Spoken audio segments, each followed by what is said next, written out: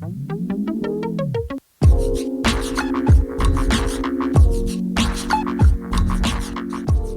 Hey guys, welcome to banking 101 tips. मेरा नाम है विक्रमादित्य और आज की इस वीडियो में हम देखने वाले हैं कि ये जो नया SBI का अकाउंट ओपनिंग फॉर्म है वो कैसे भरना है। बट ये क्यों देखेंगे, क्योंकि काफ़ी सारे लोग हैं जिनको ये फॉर्म भरना है। हर किसी का अकाउंट ऑनलाइन ओपन नहीं होता। 18 साल से जो कम है उनके लिए फॉर्म भरना ही होता है।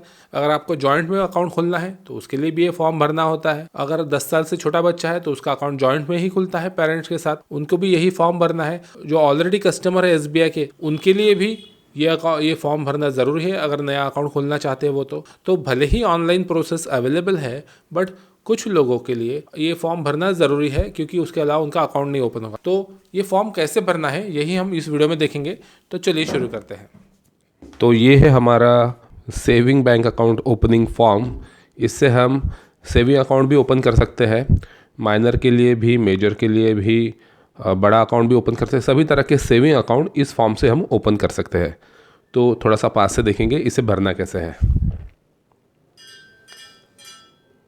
तो सबसे पहले देखिए यहाँ पे क्या लिखा है कि PSB। तो ये जो है PSB मतलब पब्लिक सेक्टर बैंक्स के लिए, सभी बैंक्स में यही फॉर्म जो है वो अवेलेबल रहता है। बस यहाँ पर जो है जो बैंक का लोगो रहेगा वो यहाँ पे चेंज रहेगा, बाकी फॉर्म ये सेम रहेगा। Account opening form for resident individual मतलब जो भारत के रहवासी है उनके लिए ये अकाउंट ओपनिंग का फॉर्म है। जो NRI वगैरह रहते हैं उनके लिए अलग से फॉर्म आता है। ये जो शीट है पार्ट 1 जो रहता है, ये रहता है कस्टमर इन्फॉर्मेशन का। मतलब आपकी जो इन्फॉर्मेशन रहेगी वो यहाँ पे आपको फिलअप करनी पड़ेगी, और जो अकाउंट की इन्फॉर्मेशन रहती है वो पार्ट 2 में रहती है। तो शुरुआत करेंगे। यहाँ पे आपको डेट नहीं डालना है, ये बात आप ध्यान रखिए। कोई भी फॉर्म में डेट डालने की ज़रूरत नहीं है। यहाँ से हम शुरुआत करेंगे ब्रांच नेम। जो ब्रांच में आपको अकाउंट ओपन करना है, अगर आप नागपुर में है, मेन ब्रांच में अकाउंट ओपन करना चाहते हैं तो वहाँ पर कीजिए। वो ब्रांच का नाम यहाँ पे आएगा और ब्रांच कोड आएगा यहाँ पे।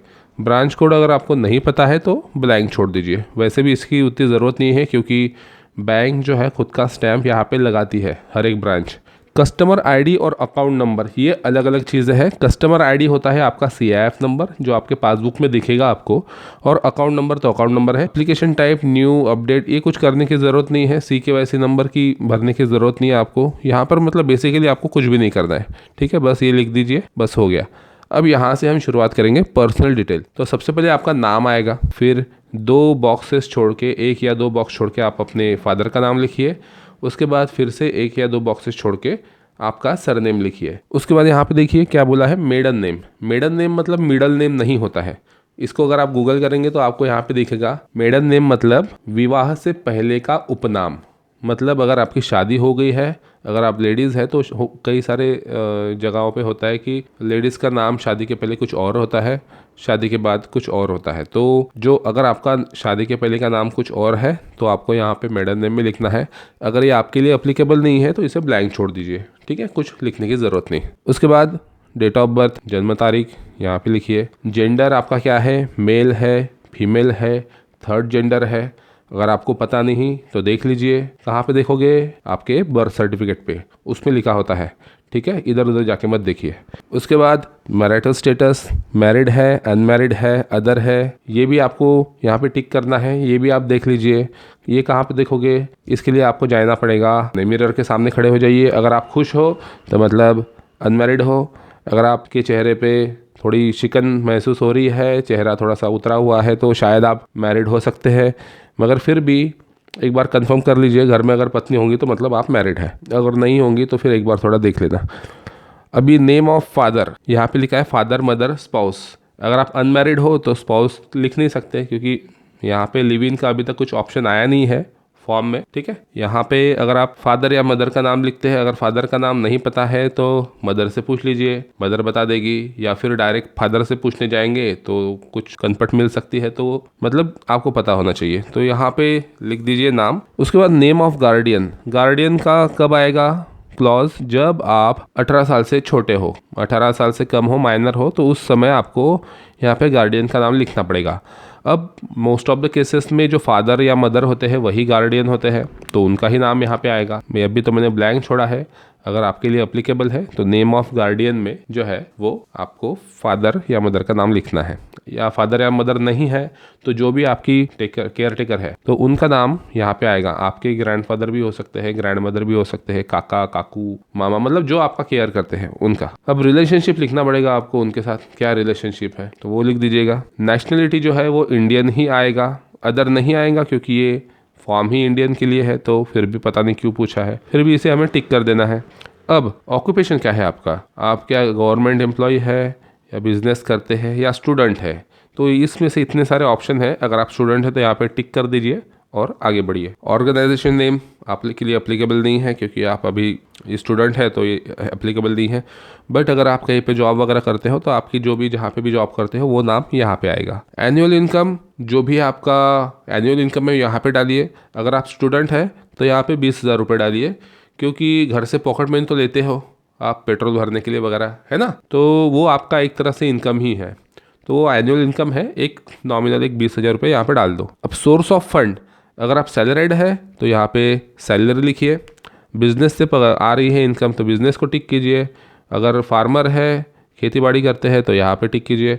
इन्वेस्टमेंट करते हैं तो पेंशनर है तो पेंशनर को यहाँ से, मतलब अगर कुछ भी नहीं है इसमें से, अगर आप स्टूडेंट हो तो यहाँ पे अदर को कर दो, ठीक है। अगर बीवी से पैसे लेते हो तो वो भी अदर में ही जाएगा, बट थोड़ी सी इज्जत बचा लो यहाँ पे, सैलरी वगैरह कुछ मतलब टिक कर दो थोड़ा बहुत, है ना। अब रिलीजन आपका क्या है, आप हिंदू भी हो सकते हो, मुस्लिम भी हो सकते हो, इंडिया में आप सब कुछ हो सकते हो, तो कोई टेंशन नहीं है।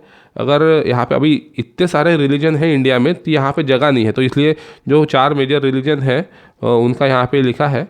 और अगर आप बुद्धिस्ट हो या फिर कोई और कुछ हो, पारसी हो ये वगैरह, मतलब जो भी रिलीजन के है यहाँ पे अदर को टिक करके आप यहाँ पे वो नाम लिख सकते हो, ठीक है। तो ये आपको बिंदास ये दिया है, आज़ादी दी है कि आप अपना रिलीजन यहाँ पे लिख सकते हो। अब यहाँ पे कैटेगरी आपका कौन सा है, ओपन कैटेगरी, जनरल तो है, जनरल पे, ओबीसी में आते हो ओबीसी, एससी एसटी वगैरह जो भी है कैटेगरी वो यहाँ पे आप टिक कर दो, ठीक है। पर्सन विद डिसेबिलिटी, अगर आपको डिसेबिलिटी नहीं है, वो दिमाग से कमजोर वाला वो नहीं चलता, मतलब हाथ पैर नहीं टूटे हैं तो यहाँ पे यस करना पड़ेगा। अगर आप ओके हो तो नो कर दो यहाँ पे, पर्सन विद डिसेबिलिटी नो, ठीक है। अब एजुकेशनल क्वालिफिकेशन, आपका एजुकेशन क्या है तो यहाँ पे आपको लिखना पड़ेगा कि कितना हुआ है एजुकेशन, तो यहाँ पे पोस्ट ग्रेजुएट को टिक कर दिया मैंने, आप अपने हिसाब से कर दो। उसके बाद ये पॉइंट नंबर 20 देखिए, यहाँ पे क्या बोला है, please tick the applicable box, ठीक है। अब यहाँ पे आप पॉलिटिकली एक्सपोज पर्सन हो या related to politically exposed person हो या फिर इनमें से कुछ भी नहीं हो, तो यहाँ से अगर आप एक को भी अगर टिक कर दोगे तो आप जो है वो मीडियम रिस्क और हाई रिस्क में चले जाओगे। फिर उनको है ना 2-2 साल में केवाईसी करना पड़ता है। अगर आप लो रिस्क इंडिविजुअल हो तो इस केस में आपको 10 साल में एक बार ही केवाईसी करना है, ठीक है। तो ये हो गया 20 नंबर का point. Country of tax residents in India only and not in any other country, अगर आप इंडिया में ही टैक्स रेसिडेंट हो, टैक्स देते हो या फिर नहीं भी देते हो, इंडिया में ही हो, जो कुछ भी हो, तो यहाँ पे यस कर दो, ठीक है। नो करोगे तो इसका मतलब क्या बोलता है कि आप अदर कंट्रीज में भी टैक्स देते हो, उसका वो मतलब हो जाता है। तो वो करने के बाद यहाँ पे आपका जो पैन कार्ड नंबर है वो यहाँ पे लिख दीजिए, जो भी पैन कार्ड नंबर है। अब अगर आपके पास पैन कार्ड नंबर नहीं है तो आपको फिर आगे में फॉर्म 60 है वो भर के देना पड़ता है, अगर है तो यहाँ पे ये भर दीजिए। अब यहाँ पे आ गया कॉन्टैक्ट डिटेल्स, तो यहाँ पे आपका मोबाइल नंबर आ गया, तो यहाँ पर एक मोबाइल नंबर लिखा है मैंने, इस पर व्हाट्सअप करके देखिए आपको क्या रिप्लाई आता है ना। और ईमेल आईडी होगा तो ये डाल दीजिए, ईमेल आईडी आपका जो भी है, ठीक है, ये मत डालिए, जो भी आपका ईमेल आईडी है वो।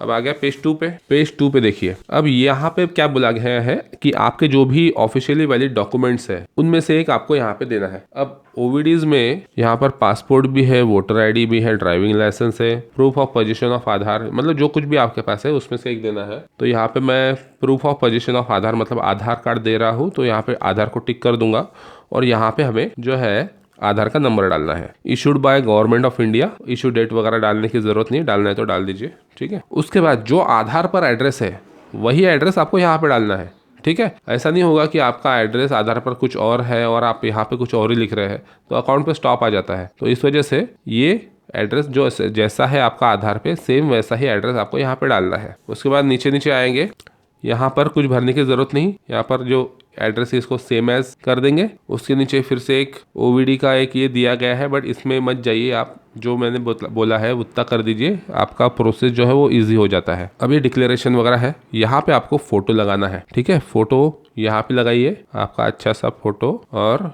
यहाँ पे साइन कीजिए। और एक बात ध्यान में रखिए, जो साइन आपकी रहेगी वो कैपिटल में नहीं रहनी चाहिए, ऐसा कुछ गोल घुमा के वगैरह कीजिए और एक जैसी कीजिए, हर बार वैसी ही साइन आनी चाहिए। एग्जैक्टली वैसी नहीं आए तो भी चलता है, 90 to 95% उतनी आनी चाहिए, है ना। एकदम ही अलग नहीं करनी है आपने साइन, ठीक है। तो यहाँ पे साइन करनी है, यहाँ पे नहीं करनी, यहाँ पे करनी है, ठीक है। अब यहाँ पे साइन हो गया, यहाँ पे आपको कुछ भी नहीं भरना है।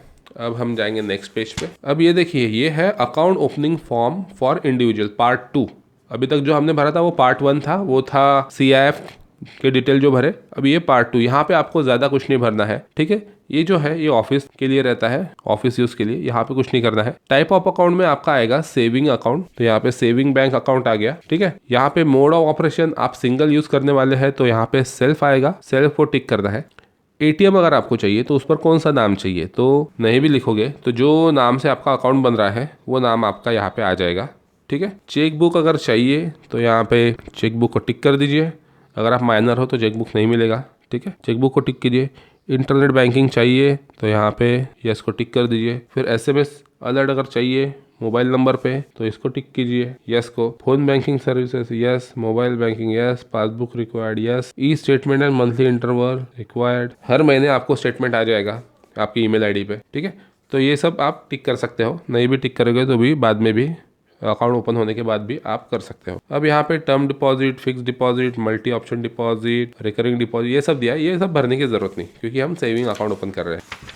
अब ये आ गया पेज नंबर 4। पेज नंबर 4 पे आपको क्या करना है, ये फॉर्म DA नॉमिनेशन फॉर्म होता है, तो यहाँ पे आपको नॉमिनी का नाम लिखना पड़ेगा, ठीक है। कैसे, सबसे पहले आपका नाम लिखिए, आपका नाम I Vikramaditya Aditya Nagpurkar nominate the following person to whom the event of my death the amount of deposit particular are given, मतलब मेरे डेथ के केस में जो नॉमिनी है उनको ये पैसे मिलेंगे, तो उनका नाम क्या है, डिटेल्स ऑफ नॉमिनी, तो यहाँ पे नाम लिख देना है आपने, डिटेल जो भी नॉमिनी, जिसे भी नॉमिनी कर रहे हो, ठीक है। यहाँ पे नाम लिख दिया फादर का आदित्य नागपुरकर, ठीक है। उनका एड्रेस आ जाएगा, एडिशनल डिटेल्स, मोबाइल नंबर, यहाँ पे मैंने अपना ही मोबाइल नंबर डाल दिया, अगर और कुछ मोबाइल नंबर डालना है तो वो भी डाल सकते हैं। रिलेशनशिप विद डिपॉजिटर, तो ये फादर है तो यहाँ पे फादर लिख देंगे, ठीक है। एज उनका जो है यहाँ पे लिख दीजिए। उसके बाद यहाँ पर अगर नॉमिनी माइनर है तो वो सब डिटेल डालने हैं, बट डालने की ज़रूरत नहीं, तो ये छोड़ दीजिए। यहाँ पे आपको साइन करनी है, यहाँ पर साइन करने के बाद ये यहाँ पर आपको कुछ भी नहीं करना है। अगर आपको नॉमिनेशन नहीं रखना है तो इसमें आपको I do not want to nominate करके टिक करके यहाँ पे साइन कर दो, फिर यहाँ पे कुछ करने की ज़रूरत नहीं, बट मेरे मानोगे तो नॉमिनी हमेशा रखो अकाउंट में। उसके बाद डिक्लेरेशन आता है, तो डिक्लेरेशन में यहाँ पे साइन करना है, कुछ भी नहीं लिखना है। अगर प्लेस लिखना है तो आप यहाँ पे लिख दो, अगर नहीं लिखोगे तो भी चलेगा। डेट मत डालो, डेट बैंक वाले खुद ही डाल देंगे, ठीक है। यहाँ पे साइन कर दो। उसके बाद पेज नंबर 4 हो गया। अभी 5, ये टर्म एंड कंडीशन का पूरा फॉर्म है, पेज नंबर है 5 टर्म एंड कंडीशन का। यहाँ पे आपको कुछ नहीं, नीचे में यहाँ पे साइन कर देना है, सिर्फ साइन कर देंगे। पेज नंबर 5 हो गया। पेज नंबर 6 पे क्या है, सेविंग बैंक के रूल्स, तो ये पूरे के पूरे रूल्स है, इसमें भी आपको कुछ नहीं करना है। पेज नंबर 7 पे अब हम आएंगे। अगर आपके पास पैन कार्ड नहीं है तो ये फॉर्म 60 आपको भर के देना पड़ता है, ठीक है। अगर आपके पास पैन कार्ड है तो ये भरने की जरूरत नहीं, ठीक है। पैन कार्ड का नंबर डाल दीजिए, जेरोक्स लगा दीजिए। तो ये फॉर्म 60 भरेंगे, जैसे जैसे बताया, date of birth, father name, आपका नाम पूरा आएगा, एड्रेस आ गया, पिन कोड, मोबाइल नंबर, ये सब आ गया। आधार नंबर इशूड बाय UIDAI, तो ये आ गया आधार नंबर। फिर यहाँ पे पैन नॉट अप्लाइड, आपका इनकम जो है वो 1000 रुपये यहाँ पे डाल दीजिए, 1000 रुपये, ठीक है। उसके बाद यहाँ पे आपका नाम आएगा, I Vikramaditya do hereby declare that what is stated, ये डिक्लेरेशन है एक तरह का। यहाँ पे आपका नाम आएगा और यहाँ पे आपका सिग्नेचर आएगा, बस ये हो गया फॉर्म 60। फॉर्म 60 के पीछे ये क्या है, अभी ये डॉक्यूमेंट वगैरह जो भी है ये सब यहाँ पे दिए गए हैं। पेज नंबर 8 पे, यहाँ पे देखने की जरूरत नहीं। पेज नंबर 9 पे हम आएंगे। अब ये देखिए कि अगर आप माइनर हो, 18 साल से कम हो, उस केस में आपको ये फिल करना है, डिटेल्स ऑफ रिलेटेड पर्सन, ठीक है, to be filled for minor के लिए। तो अगर आप माइनर हो तो यहाँ पे आपका नाम आएगा, जो भी आपका नाम है वो यहाँ पे लिखिए। जो भी आपके रिलेटेड पर्सन है, मतलब फादर ही रहेंगे, फादर या मदर, तो उनका नाम यहाँ पे लिखिए। यहाँ पे जो भी वो डॉक्यूमेंट दे रहे हैं, आधार अगर दे रहे हैं तो आधार का टिक करके यहाँ पे नंबर लिख दीजिए। ठीक है, ये इतना पार्ट हो गया माइनर के लिए। अब उसके बाद ये जो फटका डिक्लेरेशन है ये आपको देना ही है, भले ही आप कहीं पे भी रेसिडेंट हो, आपका टैक्स पर्पस कहीं का भी हो, आपको ये देना ही पड़ता है। तो ये भर दीजिए। तो ये कैसे करेंगे आप, यहाँ पे आपको नाम लिखना है, आपका नाम लिख दिया, जो भी है प्लेस ऑफ बर्थ, ठीक है, जो जैसा आपका आधार कार्ड पे एड्रेस है वो पूरा एड्रेस, और यहाँ पे साइन, इतना करके दे देना है। अब ये फॉर्म हो गया कंप्लीट। अब ये कंप्लीट हो गया है फॉर्म, पूरा का पूरा हमने बता दिए कैसे भरना है। अब इसके साथ आपको अकाउंट ओपन करते समय देनी पड़ती है आधार कार्ड और पैन कार्ड। ठीक है, अगर अभी एक मेन बात, अगर आपका पहले से जनधन अकाउंट था तो आपका जो CIF नंबर रहता है वो यहाँ पर लिख कर दे देना है। अगर आपका पास पासबुक का जेरोक्स होगा तो वो लगा के दे दीजिए, तो कोई टेंशन नहीं फिर तो, बाकी पूरी प्रोसेस सेम है। तो इस तरह आपको फॉर्म भरना है। तो ये था तरीका हमारा अकाउंट ओपनिंग फॉर्म भरने का, SBI का सेविंग अकाउंट का फॉर्म कैसे भरते हैं उसका। तो अगर आपको ये वीडियो पसंद आया है तो इसे लाइक कीजिए और अपने दोस्तों के साथ शेयर भी कीजिए। और अब हम मिलेंगे नेक्स्ट वीडियो में, तो तब तक के लिए बाय।